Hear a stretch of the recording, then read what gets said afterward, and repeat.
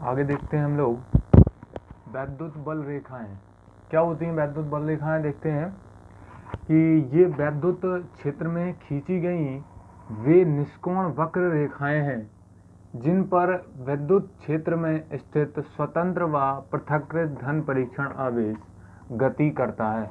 यानी कि जो वैद्युत बल रेखाएं होती हैं वो होती हैं क्या कि ये एक प्रकार के वक्र होती हैं। इस प्रकार से ये वक्र होती हैं और ये निष्कोण क्या होती हैं, वक्र होती हैं, यानी किसी भी कोण पर ये नहीं होती हैं।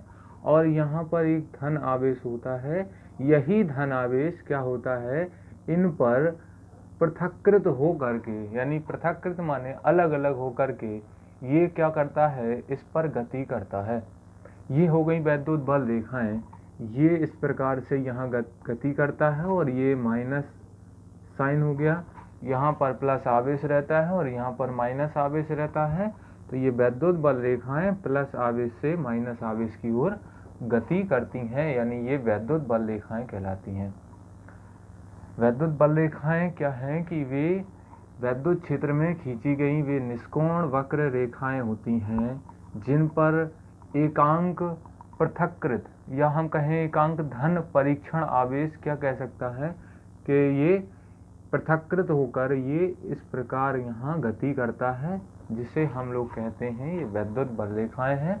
इनके गुण जो होते हैं, वैद्युत बल रेखाओं के गुण देख लेते हैं। इनमें कौन कौन से गुण होते हैं। पहला गुण होता है कि ये प्लस आवेश से माइनस आवेश की ओर गमन करती हैं, यानी गति करती हैं।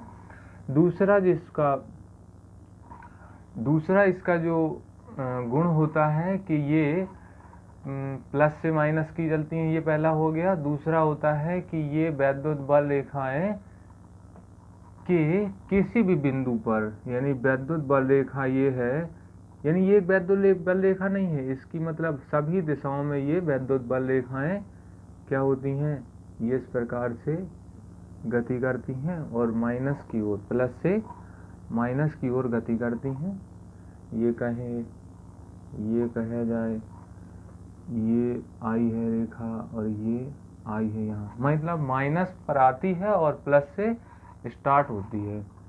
ये आपकी वैद्युत बल रेखाएं हो जाती हैं।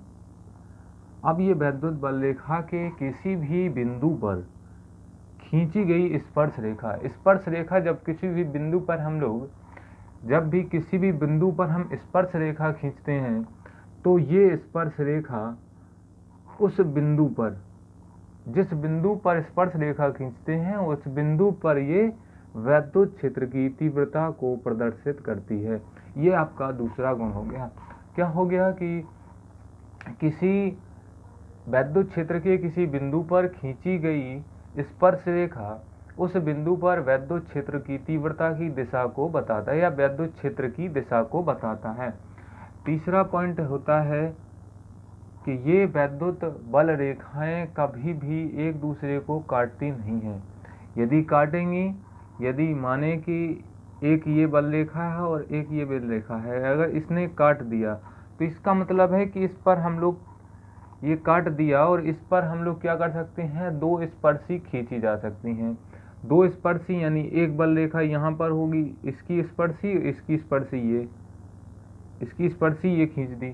अब इस एक ही बिंदु पर दो स्पर्शी खींची जा रही हैं और दो स्पर्शी का मतलब पिछले पॉइंट में हमने लिखा है कि वैद्युत क्षेत्र की दिशा को बताता है।